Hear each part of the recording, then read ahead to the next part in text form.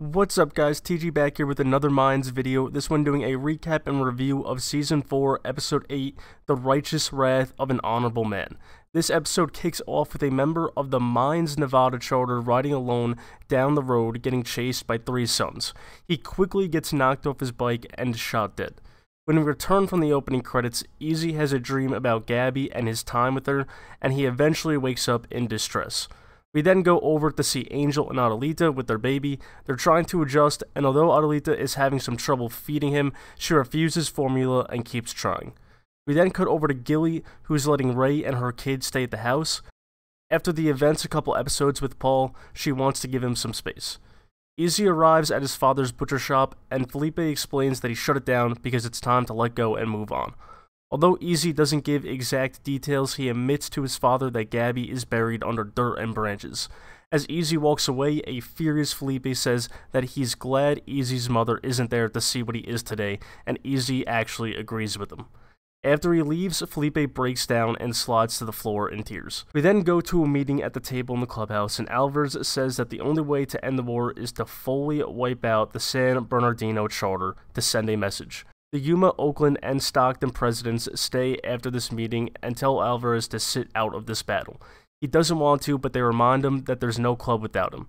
Diaz says that they're old men and they've had their war, and that this one is up to the young ones. It's their time to earn it. Kanji also says that he will join Santo Padre in their battle to make sure they don't screw it up. Outside the clubhouse, Easy and Angel discuss Gabby's death. Angel thinks that this situation is messed up, but knows that Easy had to do it, and he says that he's sorry that Easy had to. We then get to see Emily, who's working at a restaurant. She's about to start her shift, but she sees a man asking about her whereabouts to her coworker or her boss. Because of this, she quickly sneaks out the back door before getting caught. She then goes to get her duffel bag with all of her belongings out of a locker, and then catches the bus to Covington, Kentucky. We then see Jazz confront Jess about the hospital shooting. Jess says that she didn't know about it, and Jazz wants to know what they're doing next. Jess says that she doesn't know, and Jazz says that if she's lying, she'll tell the Mayans what she's been doing. The Sons reach San Bernardino and start taking out the Sons, catching a few alone and off guard. After getting a few quick solo kills, they go for the clubhouse. The Mayans capture a Sons prospect and they force him to drive to the clubhouse as they hide in the back of the truck. The prospect gets them inside the gates and then tries to warn the Sons and is quickly taken out. The Mayans then hop out of the back and start firing at the Sons. Everyone's doing their part, and even Nestor gets a kill.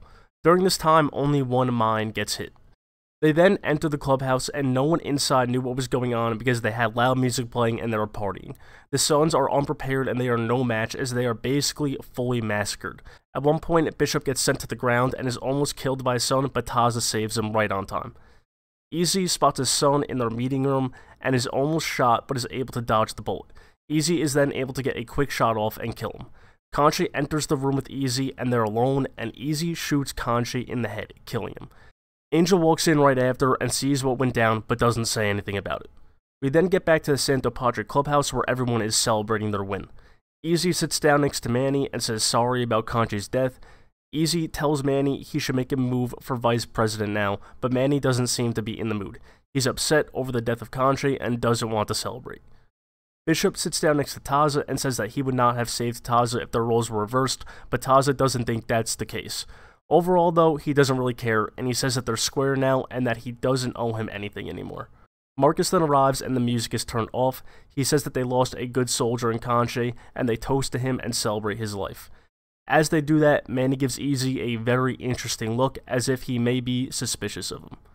We then go over to Angel's house where Adelita says that she's scared she won't be a good mother because of what happened to her in the past.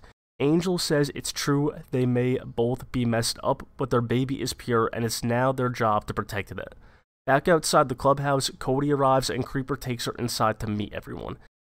Over in Mexico, Benquero has a discussion with his sister. Their mother just recently died, and the business is supposed to go down to his sister. However, Benquero says that this won't be the case, and that he'll be taking over, and if she tries to stop him, he'll basically kill her. Soon after, we finally get to see where Miguel ended up. Someone pulls a bag off his head and sits him up, and Benquero's sister walks in, saying they have a lot to discuss, and that is where the episode ends. For the most part, I liked this episode. The main storyline and the war with the Sons is escalating, and it is insane. Easy is also going off the rails. I expected Kanji to die at some point because we knew that him and Easy would never coexist, but I didn't expect it to happen out of nowhere like that. But after what happened with Gabby, I don't think there's anything Easy wouldn't do.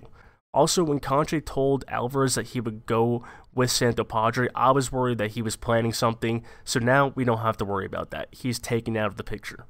I really am interested to see where Easy's character goes though, because I think he's just going to keep getting darker and more brutal. And I'm also excited to see what happens with Manny, because I think he definitely knows, or at least has some suspicion of Easy. My only problem with this episode, and really this whole season, is some of these side plots. I think the story with Gilly is really dull at times.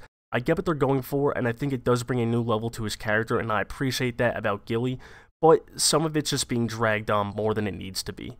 Emily and Miguel are also two characters that I loved in Season 3, and I don't like them any less this season, but it's hard to stay interested in their story with how slow it's moving.